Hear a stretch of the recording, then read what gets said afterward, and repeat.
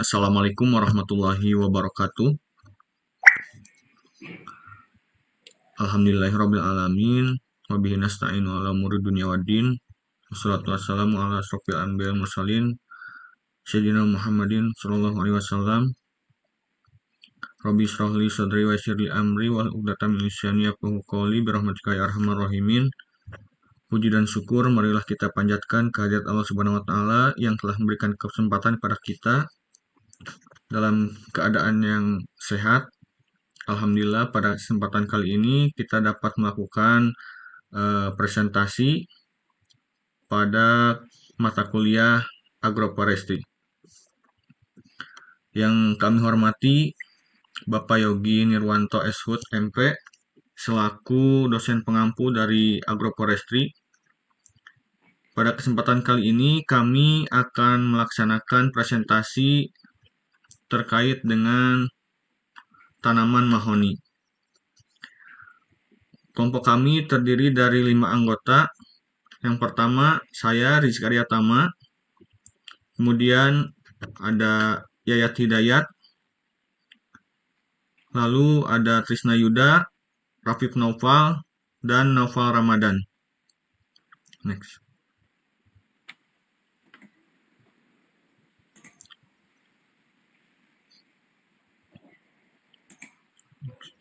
Nah, untuk pematerian pertama akan dilaksanakan oleh Saudara Naufal Ramadan. Dipersilakan. Baik, terima kasih kepada Rizky Aryatama yang telah memberikan saya kesempatan untuk melakukan pematerian tentang pendahuluan. Nah, sejak tahun 2005, perkembangan industri perkayuan di Indonesia mengalami penurunan karena terkendala dalam pemenuhan kebutuhan kayu sebagai bahan baku industri dari hasil alam. Jadi sejak tahun 2005, perkembangan industri perkawinan di Indonesia itu mengalami penurunan karena terlalu menggantungkan terhadap hasil alam dan tidak melakukan tanam ulang gitu untuk melanjutkan industri perkawinan yang menyebabkan kebutuhan semakin meningkat sementara pemenuhan itu terus menurun gitu. Hal ini diperparah dengan ulah oknum yang melakukan pembalakan liar. Lalu terjadinya kebakaran hutan dan pengelolaan hutan yang tidak memperhatikan lingkungan, sehingga mengakibatkan penurunan produktivitas.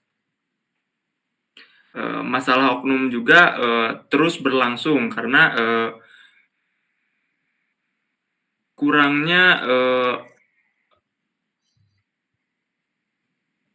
respon dari pemerintahan yang menyebabkan oknum-oknum itu terus bertambah sehingga menyebabkan penurunan produksi.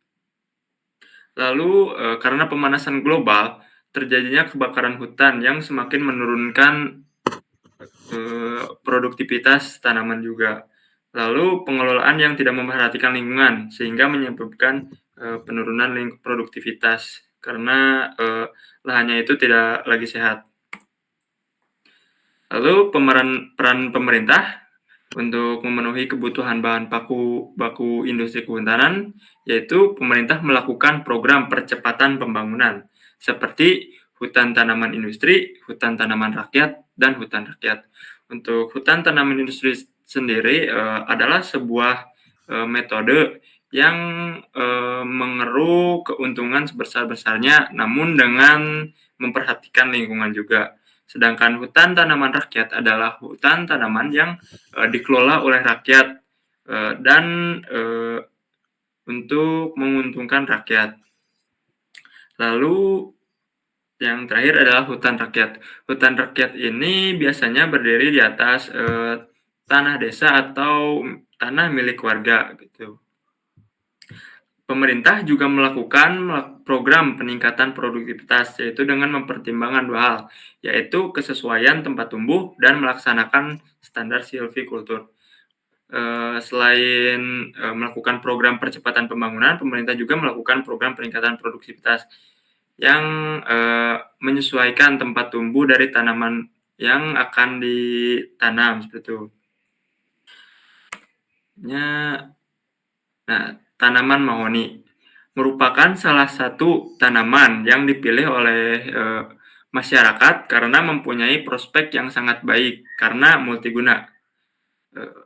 Kayu dari tanaman mahoni dapat digunakan sebagai bahan baku industri kehutanan seperti veneer, yaitu lantai yang bisa digunakan dalam rumah, lalu sebagai kayu lapis biasanya juga menjadi bahan bangunan rumah, lalu mebel-mebelan untuk menghiasi dan mengisi properti dalam rumah, dan menjadi bangunan rumah juga. Mahoni ini cukup tahan seperti itu. Dan yang terakhir menjadi seni kriya atau kerajinan tangan karena kayunya lumayan bagus. Nah, kayu mahoni sangat disukai oleh masyarakat karena memiliki warna dan serat yang indah, kuat, dan mudah dikreasikan. Selain kayunya yang bermanfaat, ternyata buah mahoni juga dapat digunakan sebagai obat dan pestisida, sedangkan kulitnya bisa menjadi pewarna alami. Untuk manfaat-manfaat lainnya akan dijelaskan oleh teman-teman saya di slide selanjutnya. Mungkin sekian yang dapat saya sampaikan, saya kembalikan kepada moderator. Terima kasih. Baik, terima kasih kepada Saudara Noval. Selanjutnya, pematerian akan dilanjutkan oleh Saudara Trisna Yuda. Dipersilahkan. Baik, sebelumnya saya ucapkan terima kasih kepada moderator karena telah memberikan waktu kepada saya untuk menjelaskan sedikit tentang karakteristik dari tanaman mahoni ini. Boleh di slide lagi.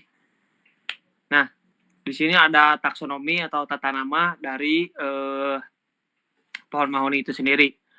Nah, bisa dilihat klasifikasinya ini kingdomnya merupakan plantae dari divisi Tracheophycetes dan kelasnya Magnoliopsida.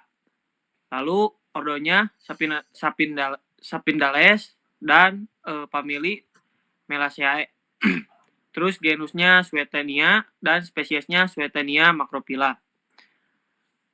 Nah, dalam penamaan klasifikasi ini tentunya merupakan termasuk ke dalam golongan-golongan tertentu seperti kingdom. Kingdom terdiri dari 3, yaitu plantae, terus animalia, dan fungi. Nah, pohon mahoni ini merupakan tanaman yang berarti termasuk ke dalam jenis plantae. Terus divisinya Tracheophycetes atau Tracheophyta, karena pohon mahoni termasuk ke dalam tumbuhan darat yang memiliki sistem pembuluh batang sejati atau jelas gitu. Terus daunnya juga sejati, akar sejati, dan siklus hidup yang kompleks. Terus kelasnya termasuk ke dalam Magnoliopsida karena termasuk ke dalam tumbuhan dikotil, yaitu tumbuhan berbunga yang memiliki 2 daun tembaga atau kotiledon. Boleh di slide lagi. Nah, terus ada termasuk juga ordo dari ordo Sapindales karena biasanya memiliki daun majemuk, bunga simetris bilateral, dan bunga yang berbiji satu. Terus dari famili Melaceae karena dikenal sebagai tumbuhan penghasil kayu bernilai ekonomi, buah-buahan atau senyawa biopestisida. Itu yang disebut famili Melaceae ya, yang menghasilkan kayu yang bernilai ekonomi atau buah-buahan atau senyawa biopestisida. Terus genusnya termasuk ke dalam Swietenia, ya sudah mendekati ke spesies, yaitu Swietenia itu merupakan mahoni-mahonian. Diberikan nama Swietenia itu untuk menghormati salah satu ahli botani dari Belanda pada abad ke-18 yang bernama Gerardus Clifford. Nah, spesiesnya itu sendiri merupakan Swietenia macrophylla, yang berarti macrophylla itu daun besar yang jelas gitu. Jadi Swietenia macrophylla merupakan pohon mahoni yang memiliki daun yang besar dan juga jelas gitu dengan warna yang cerah. Oke, slide selanjutnya. Nah, ada nama-nama pohon mahoni di berbagai negara. Contohnya seperti Akajodu yang berada di Venezuela. Terus di Prancis disebut Akajodo Ertranger. Nah, di Jerman Etes mahagoni. Terus di Itali Magano. Terus masih banyak nama-nama Latin lain, nama-nama di negara lainnya juga gitu. Boleh di slide lagi. Nah, deskripsi dari tanaman mahoni itu sendiri memiliki pohon yang rata-rata memiliki tinggi pohon rata-rata mencapai 25 meter. Terus ada juga yang sampai 30 meter. Memiliki akar yang tunggang dengan batang yang bulat. Terus perjabangannya juga banyak dan kayunya memiliki getah. Terus pada bagian daun juga berjenis ke daun majemuk yang berbentuk yang memiliki bentuk tulang menyirip dan panjang 3-15 cm. Terus helaian daun berbentuk bulat telur. Terus ujung dan pangkal daun runcing dengan tepi daun rata gitu. Jadi halus tepi daunnya, tidak memiliki gerigi. Pada saat muda daun berwarna merah, tetapi saat tua daun berwarna hijau tua dan tersusun dalam karangan yang keluar dari ketiak daun. Terus pada bagian ibu tangkai bunga juga berbentuk silindris dengan warna coklat muda. Kelopak bunganya lepas satu sama lain dengan bentuk menyerupai sebuah sendok gitu yang berwarna hijau. Terus next. Nah, mahkota bunga juga berbentuk silindris dengan warna kecoklatan dan benang sarinya melekat pada mahkota. Kemudian kepala sari berwarna putih atau kuning kecoklatan.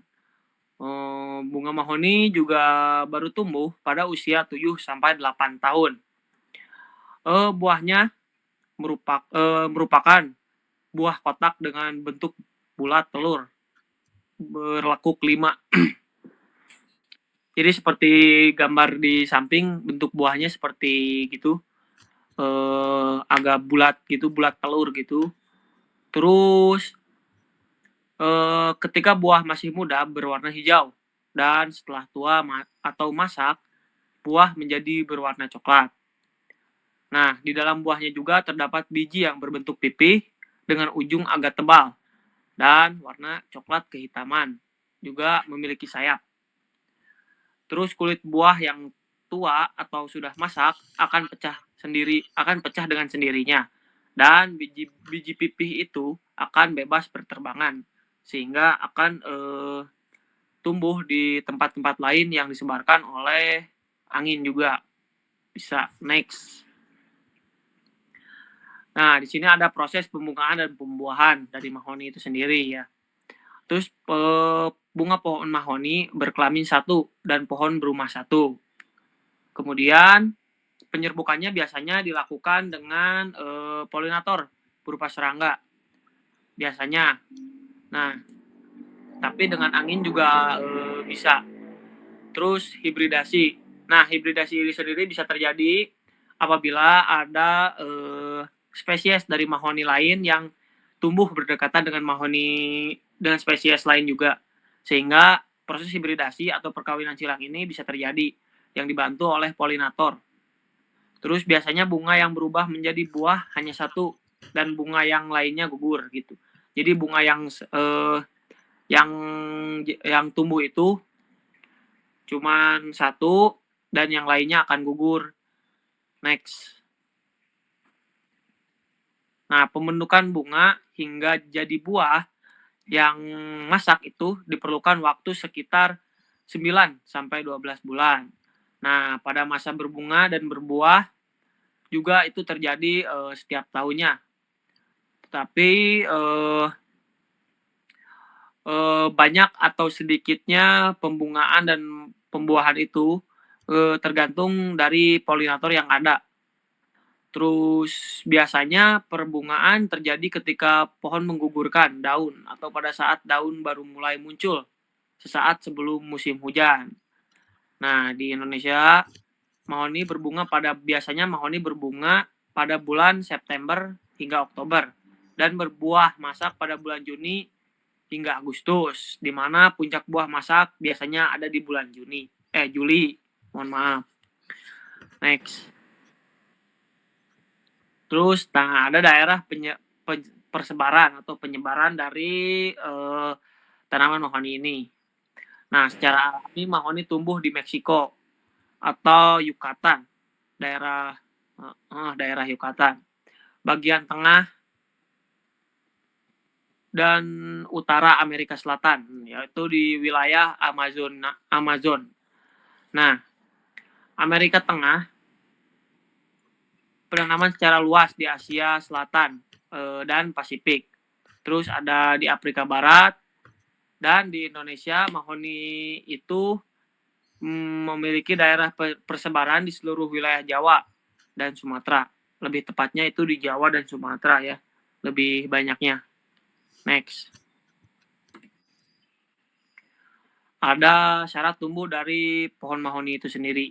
Nah, syarat tumbuh dari pohon mahoni itu sendiri, yang pertama, mahoni dapat tumbuh subur di dekat pantai karena mahoni menyukai tempat yang terbuka dan cukup mendapatkan sinar matahari yang langsung. Nah, pohon mahoni itu biasanya tumbuh di daerah-daerah yang memiliki lahan-lahan kosong. Nah, salah satunya ada di pantai karena memiliki lahan-lahan yang kosong sehingga pohon mahoni dapat tumbuh dengan optimal karena kebutuhan cahaya mataharinya yang sangat terpenuhi. Terus, mahoni itu sendiri tidak bergantung pada kualitas tanah. Dapat tumbuh di berbagai jenis kualitas tanah itu sendiri. Meskipun kekurangan air, pohon mahoni itu sendiri mampu bertahan hidup karena tidak memerlukan air yang cukup banyak dalam proses pertumbuhannya. Pertumbuhan akan optimal pada tanah yang subur, bersolum dan aerasi baik dari pH 6,5 sampai 7,5. Dengan pH 6,5 sampai 7,5. Terus tumbuh baik sampai ketinggian 1000 meter dari permukaan laut meski masih tumbuh pada ketinggian maksimum 1500 meter mdpl. Mahoni banyak tumbuh pada daerah iklim tropis, basah sampai daerah beriklim musim. Terus dan terakhir curah hujan 1500 hingga 5500 mm per tahun. Dan suhu udara rata-ratanya 11 sampai 36 derajat Celcius. Meski pada daerah yang kurang hujan juga masih ada jenis mahoni yang masih dapat tumbuh. Ya, tadi yang dikatakan mahoni juga dapat tumbuh meskipun kekurangan air. Tetapi tidak semua mahoni. Ada beberapa jenis mahoni yang dapat tumbuh di daerah yang kekurangan air gitu. Terus next.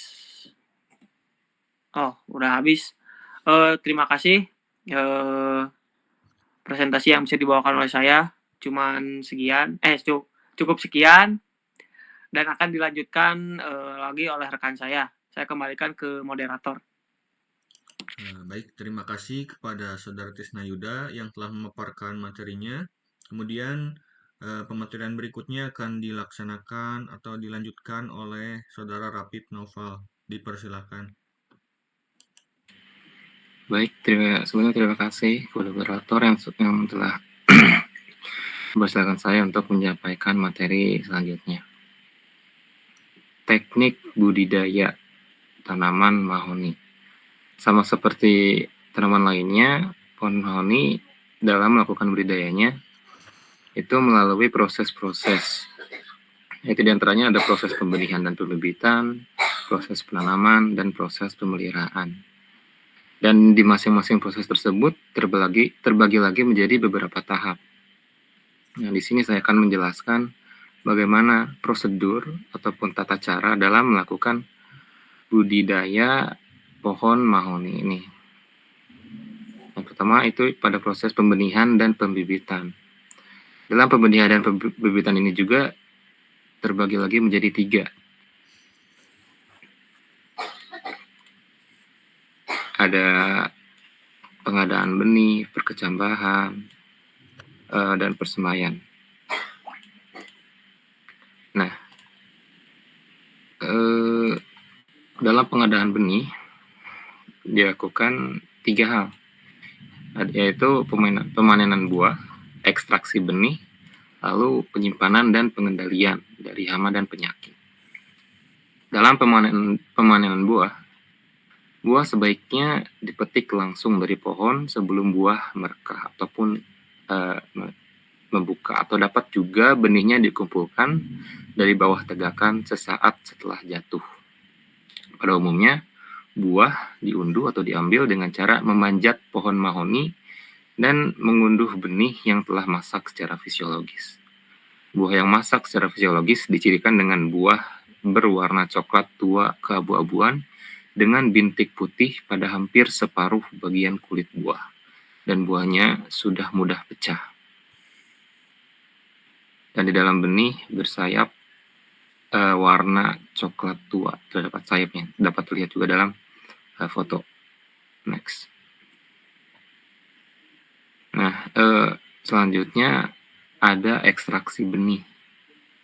Nah, ekstraksi benih dilakukan dengan cara kering, yaitu buah diperam atau disimpan after ripening ataupun setelah pematangan, disimpan sampai pematangan, kemudian dijemur di bawah sinar matahari selama 1-4 hari hingga merekah, atau bisa dilakukan pemecahan secara manual sampai si benihnya itu keluar dari buah. Lalu sayap benih dipotong sebagian tetapi tidak sampai merusak struktur bagian dalam benih. Next. Nah, penyimpanan benih dan pengendalian hama penyakit. Sebelum dilakukan penyimpanan, kadar air dalam benih harus diturunkan terlebih dahulu. Dengan benih dijemur selama 1-2 hari, lalu dikering-anginkan selama 1 hari hingga kadar air mencapai 5-8%. Kemudian benih dapat disimpan dengan memasukkan ke dalam wadah kedap udara dan disimpan di ruangan ber-AC dengan suhu 8-20 Celcius. Dan juga memiliki kelembaban nisbi 70%, atau disimpan di ruang DCS ataupun dry old storage dengan suhu 4-8 derajat Celcius dengan kelembaban nisbi 40-50%. Nah, pengendalian hama dan penyakit benih saat penyimpanan dapat dilakukan dengan selalu mempertahankan kadar air benih mahoni 5-8%.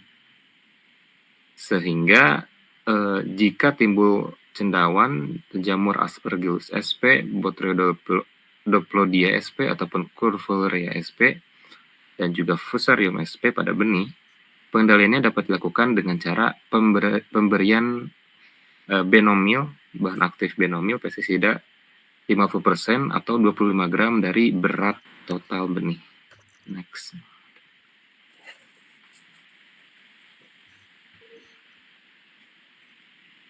Next. Nah, ini dapat terlihat juga proses dari tahap pembenihan dan pembibitan. Nah, cara lain penaburan biji dapat dilakukan ke kontainer atau kantong plastik semai yang sudah diberi lubang-lubang kecil.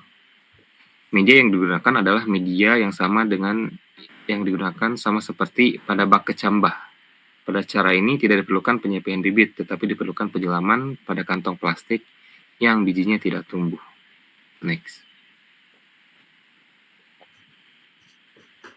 Yang ketiga adalah persemaian. Persemaian dapat dibuat secara permanen untuk penyediaan bibit dalam jumlah banyak atau persemaian sementara untuk areal tanam terbatas. Nah, pada persemaian ini, benih disemai dengan cara membenamkannya sedalam 1 cm dalam bak kecambah yang telah berisi media semai dengan jarak sekitar 5 x 3 cm secara teratur. Penyepihan semai dari bak kecambah ke dalam kantong bibit harus dilakukan dengan hati-hati agar akar tidak patah atau rusak. Semai ditanam secara berdiri tegak dan akar semai tidak melipat. Penyepihan dilakukan pada pagi hari atau sore hari dan dilakukan di bawah naungan. Bibit yang telah disapih dipindahkan dan disusun pada bedeng sapih berukuran 5 x 1 meter untuk dipelihara menjadi bibit sampai siap tanam. Lalu pemupukan pertama dengan pupuk NPK dilakukan sewaktu mencampur media semai dengan dosis 1 gram ataupun 1 sendok teh setiap kantong. Dan pemupukan kedua dan selanjutnya dan seterusnya dilakukan setiap bulan dengan dosis yang sama. Next. Nah, dapat dilihat yaitu bibit dari pohon mahoni. Nah, bibit yang siap ditanam di lapangan yaitu bibit setelah berumur kurang lebih 6 bulan.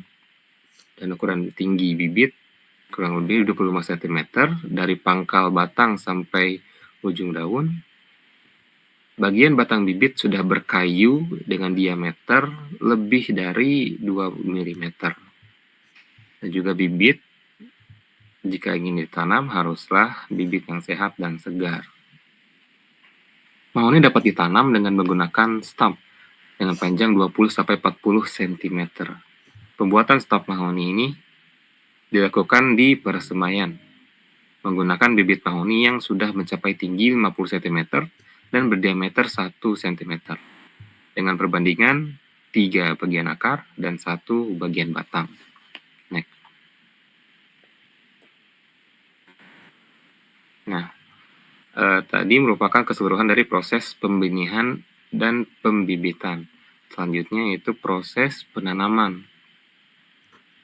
Dalam proses penanaman dilakukan beberapa tahap, yaitu yang pertama penyiapan lahan, yaitu persiapan lahan untuk penanaman yang dilakukan dengan membersihkan semak belukar secara mekanis maupun manual tergantung kondisi lahan yang akan ditanami.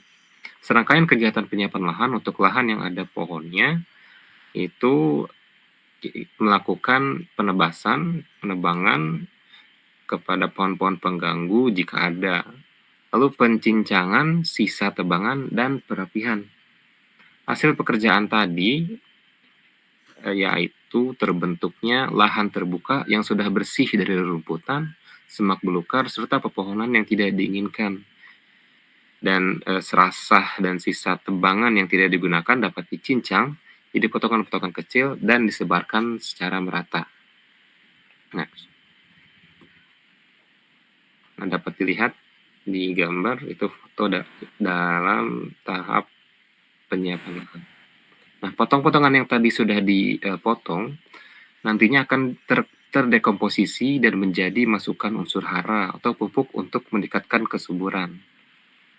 Nah, sedangkan untuk lahan-lahan dengan kemiringan relatif terjal, penyiapan lahan dapat dilakukan dengan pembersihan secara jalur tanam selebar 1-2 meter tergantung kondisi vegetasi yang ada. Next. Selanjutnya ada sistem penanaman. Sistem penanaman pohon mahoni dapat dilakukan secara monokultur, yaitu murni tanaman mahoni dalam satu hamparan lahan, ataupun juga secara campuran antara tanaman mahoni dengan tanaman kehutanan lainnya, seperti pohon sengon, jabon, dan lainnya, atau dapat pula secara tumpang sari yang dicampur dengan tanaman pertanian, atau disebut juga agroforestry. Tanaman pertanian ini yaitu tanaman semusim, tanaman palawija, tanaman buah-buahan, tanaman obat-obatan, dan lain-lain. Tergantung juga dengan kondisi lahan.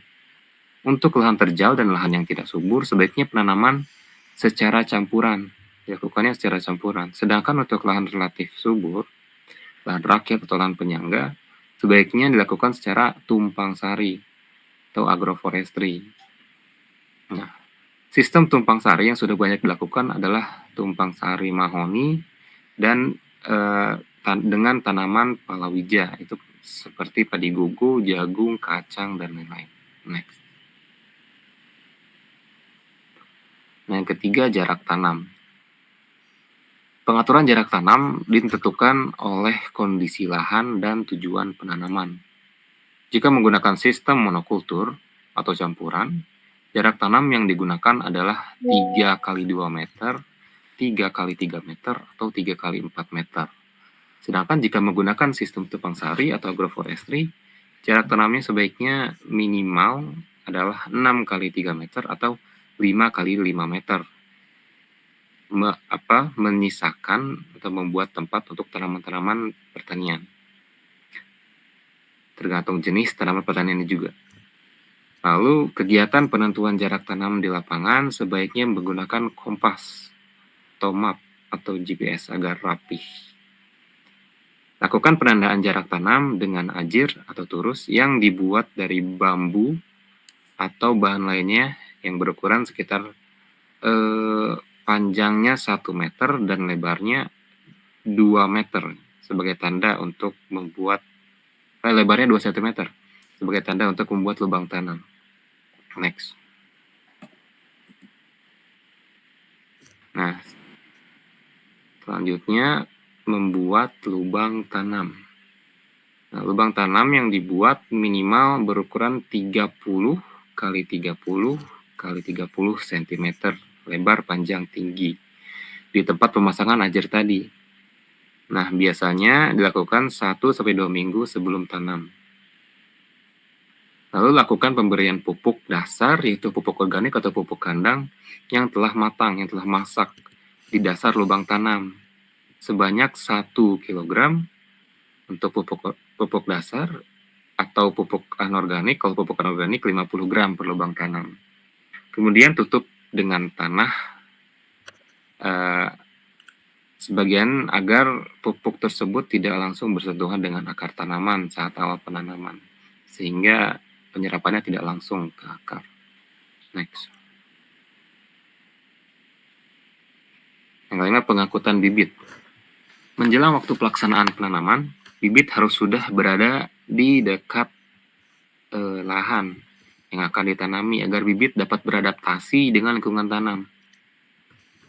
Untuk lahan yang luas seperti hutan tanaman industri atau hutan tanaman rakyat, biasanya ada kegiatan pemindahan bibit dari persemaian ke tempat penanaman. Sebelum diangkut, pemindahan bibit ini dari persemaian ke tempat penanaman disiram terlebih dahulu. Dan pengangkutan bibit ini sebaiknya dilakukan pada pagi hari atau sore hari. Kegiatan bongkar muat bibit harus dilakukan secara hati-hati. Jangan mengangkat bibit pada batangnya agar bibit utuh dengan medianya, tidak patah ataupun tidak lepas dari polybagnya. Siram bibit minimal 2-3 hari sebelum ditanam. Sedangkan jika penanaman dilakukan berdekatan dengan tempat bibit atau penanaman di area dekat pemukiman, bibit bisa langsung ditanam tanpa perlu waktu adaptasi karena kondisi lingkungannya relatif sama.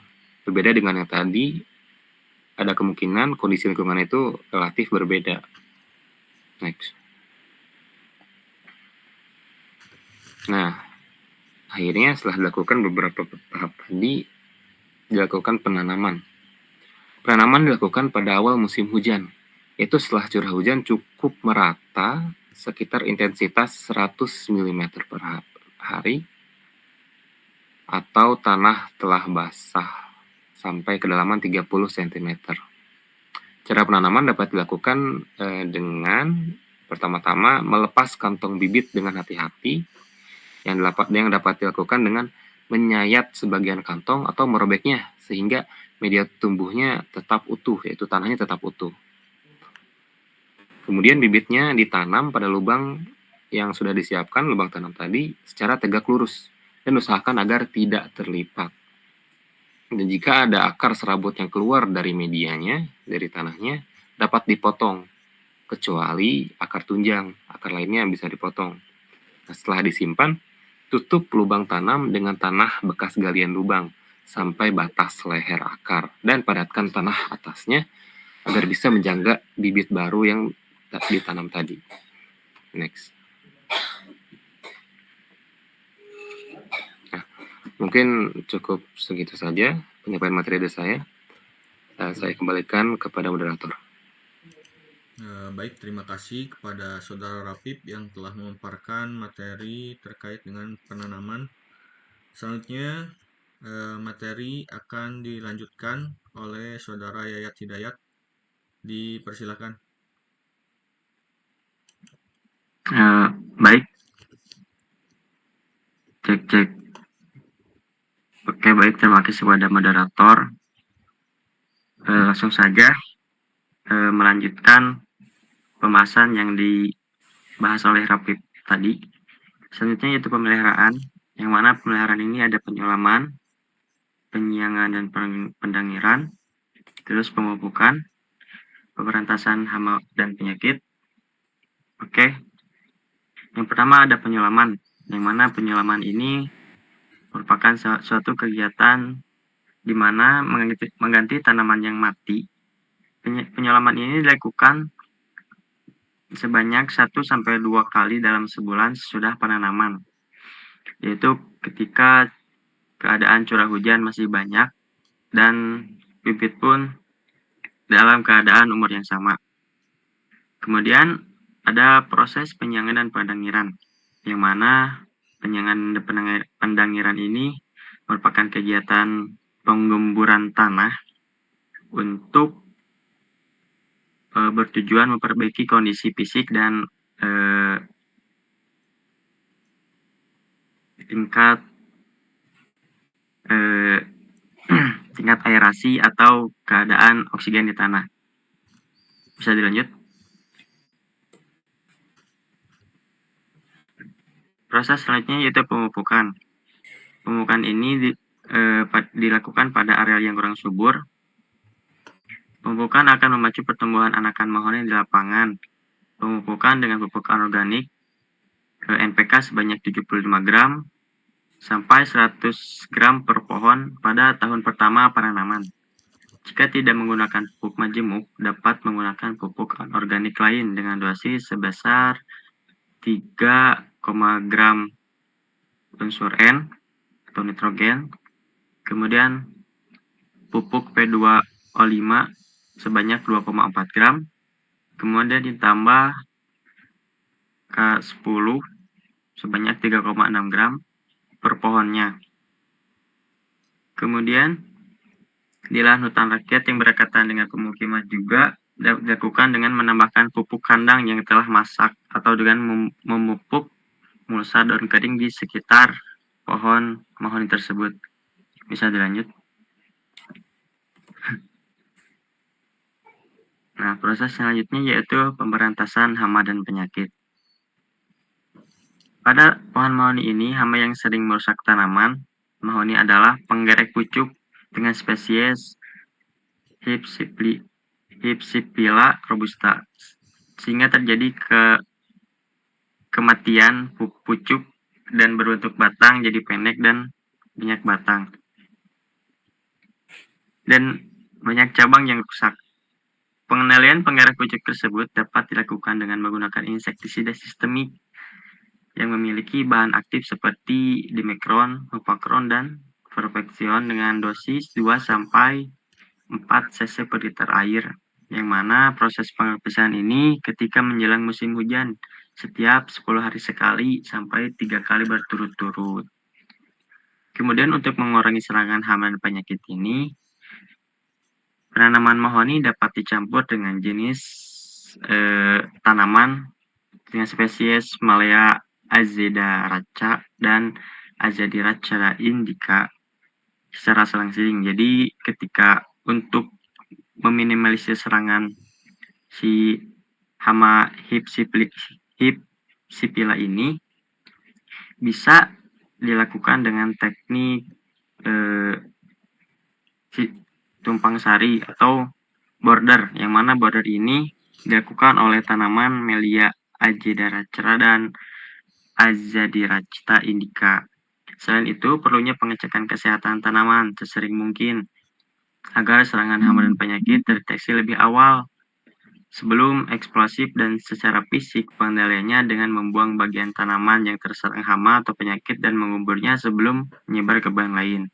Yang mana kegiatan ini merupakan pengendalian secara teknik dan mekanis, terus secara biologis dan kimiawi. Boleh dilanjut?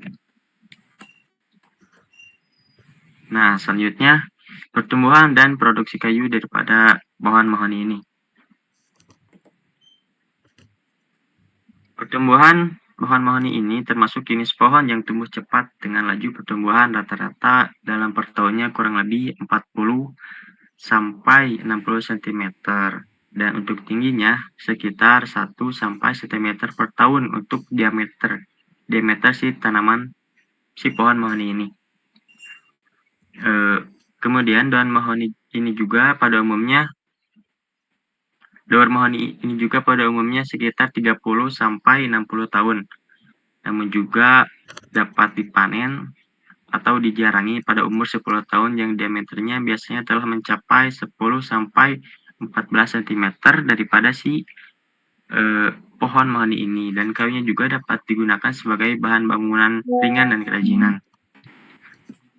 Kemudian semakin tua umur mahoni ini, maka semakin bagus juga kualitas si kayu tersebut. Nah, untuk karena itu, untuk meningkatkan suatu produktivitas tanaman atau pohon mahoni ini, diperlukannya penggunaan bibit yang unggul dan baik dan resisten terhadap hama dan penyakit. Boleh dilanjut? Nah, pada gambar yang tertera di sana merupakan sampel daripada hasil tebangan atau hasil produksi di Pulau Jawa, yang mana hasil tebangan ini merupakan pohon mahoni yang rata-rata memiliki umur sekitar 60 tahunan. Pada gambar ini, di Pulau Jawa ini bisa mencapai 12,5 meter kubik pada bonita 1, 13,8 meter kubik pada bonita 2, dan 14,9 meter kubik pada bonita 3. Yang mana bonita ini merupakan suatu kemampuan tempat tumbuh bagi si tanaman tersebut, yang kemampuan ini tergantung dari sifat tanah dan iklim areal perkebunan mahoni tersebut. Boleh dilanjut? Nah, mungkin udah dicukupkan sekian pematerian dari saya. Selanjutnya dikembalikan lagi kepada moderator. Terima kasih. Baik, terima kasih kepada Saudara Yayat Hidayat yang telah memaparkan materinya.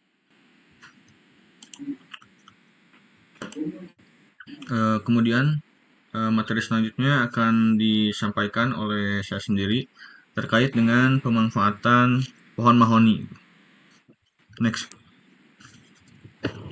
Nah, pohon mahoni ini sangat memiliki banyak manfaat, baik secara ekonomi maupun secara ekologi dari semua bagian tumbuhan tanaman ini gitu. Nah, manfaat yang pertama itu pohon mahoni kualitas kayunya sangat baik gitu. Nah, dimana pohon mahoni ini memiliki berat jenis berkisar antara 0,53 hingga 0,72. Nah, ini termasuk ke dalam kelas kayu yang kuat dari kelas 3 sampai dengan kelas kuat 2 gitu. Nah, kayu mahoni ini mempunyai penyusutan ke arah radial sebesar 0,9% hingga 3,3% dan ke arah tangensial sebesar 1,3% hingga 5,7%. Nah, pengeringan secara alami kayu mahoni ini dengan tebal 2,5 cm dari kadar air yang mulanya 40%. Nah, selama 40 hari bisa mencapai kadar air yang berkurang itu menjadi kadar airnya menjadi lebih berkurang itu. Sedangkan dengan dapur pengering kayu mahoni dengan tebal 2,5 cm itu bisa mencapai kadar air hingga 10% dengan suhu berkisar antara 43 derajat Celcius hingga 76 derajat Celcius dengan kelembaban nisbi yang berkisar 75% hingga 33%. Next. Nah, untuk pemanfaatan kayu mahoni yang kedua ini, di mana kayu mahoni ini mempunyai nilai ekonomis yang cukup tinggi dan sifatnya itu tidak mudah berubah.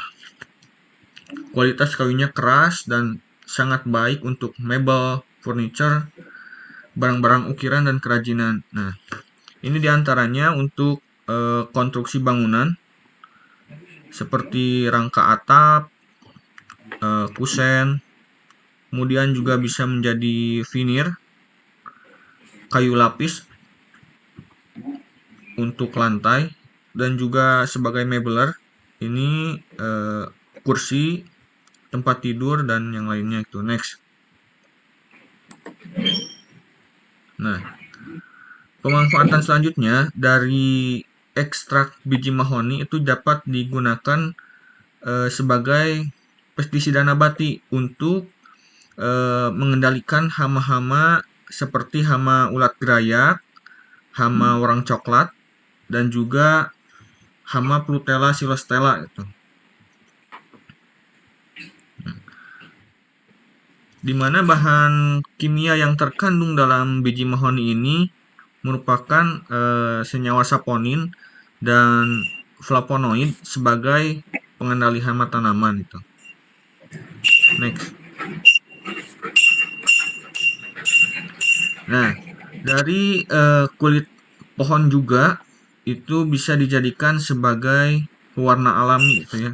Ini seperti pada gambar, kulit ini bisa diekstrak menjadi pewarna alami untuk kain seperti ini, batik dan yang lainnya gitu.